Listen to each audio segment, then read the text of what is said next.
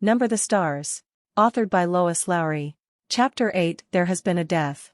Through a haze of dreams Annemarie heard Henrik rise and leave the house, headed for the barn with his milking pail, at daybreak. Later, when she woke again, it was morning. She could hear birds calling outside, one of them close by the window in the apple tree, and she could hear Mama below, in the kitchen, talking to Kirsty. Ellen was still asleep. The night before, so shortened by the soldiers in the Copenhagen apartment, seemed long ago. Annemarie rose quietly so that she wouldn't wake her friend. She pulled on her clothes and went down the narrow, curved staircase to find her sister kneeling on the kitchen floor trying to make the gray kitten drink water from a bowl. "Silly," she said. "Kittens like milk, not water."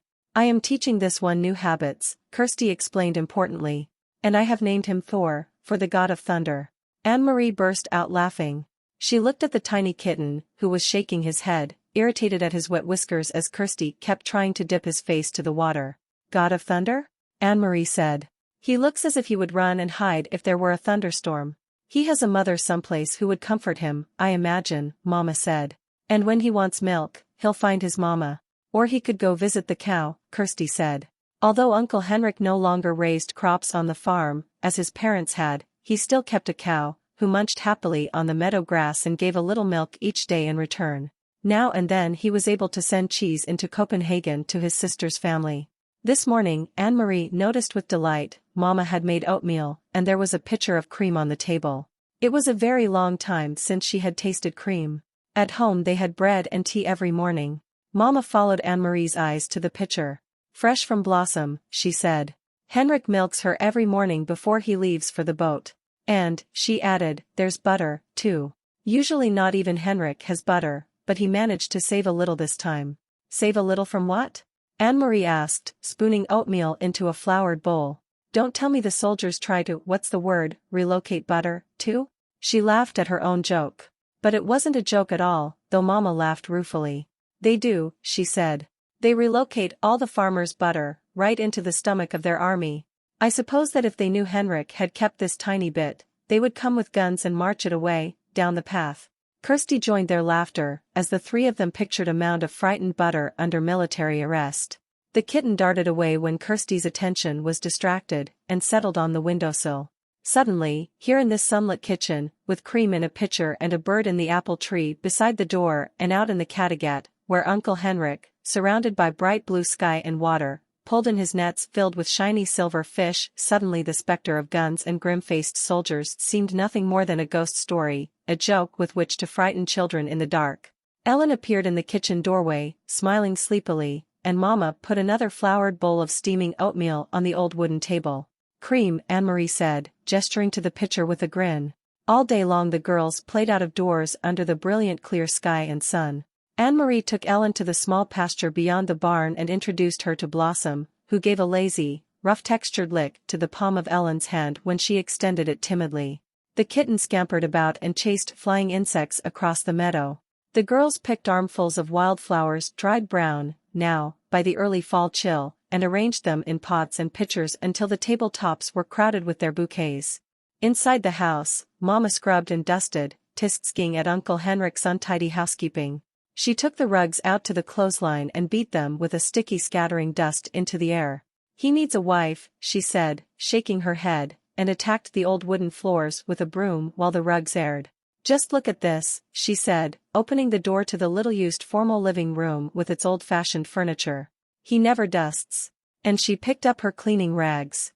"And, Kirsty," she added, "the god of thunder made a very small rain shower in the corner of the kitchen floor. Keep an eye on him." Late in the afternoon, Uncle Henrik came home. He grinned when he saw the newly cleaned and polished house, the double doors to the living room wide open, the rugs aired, and the windows washed. "Henrik, you need a wife," Mama scolded him. Uncle Henrik laughed and joined Mama on the steps near the kitchen door. "Why do I need a wife, when I have a sister?" he asked in his booming voice. Mama sighed, but her eyes were twinkling. "And you need to stay home more often to take care of the house. This step is broken, and there is a leaking faucet in the kitchen.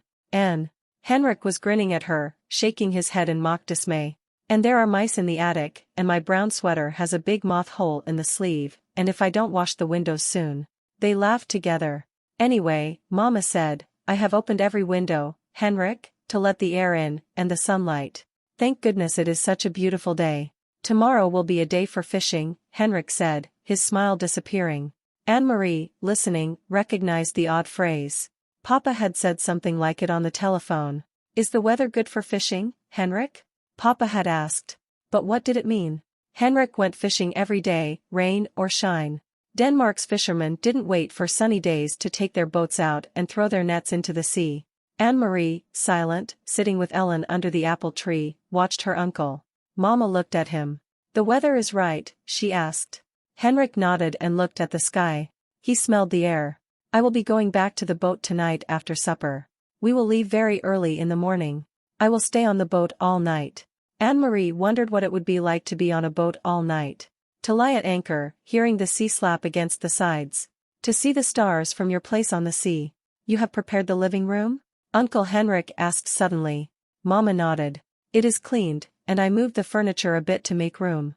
And you saw the flowers, she added. I hadn't thought of it, but the girls picked dried flowers from the meadow. Prepared the living room for what? Annemarie asked. Why did you move the furniture? Mama looked at Uncle Henrik. He had reached down for the kitten, scampering past, and now held it against his chest and scratched its chin gently. It arched its small back with pleasure. Well, girls, he said, it is a sad event, but not too sad, really, because she was very, very old. There has been a death, and tonight your Great-aunt Birte will be resting in the living room, in her casket, before she is buried tomorrow. It is the old custom, you know, for the dead to rest at home, and their loved ones to be with them before burial.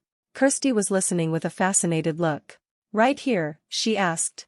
A dead person right here? Annemarie said nothing. She was confused. This was the first she had heard of a death in the family. No one had called Copenhagen to say that there had been a death. No one had seemed sad. And most puzzling of all, she had never heard the name before. Great-aunt Birte. Surely she would have known if she had a relative by that name. Kirsty might not. Kirsty was little and didn't pay attention to such things. But Annemarie did. She had always been fascinated by her mother's stories of her own childhood.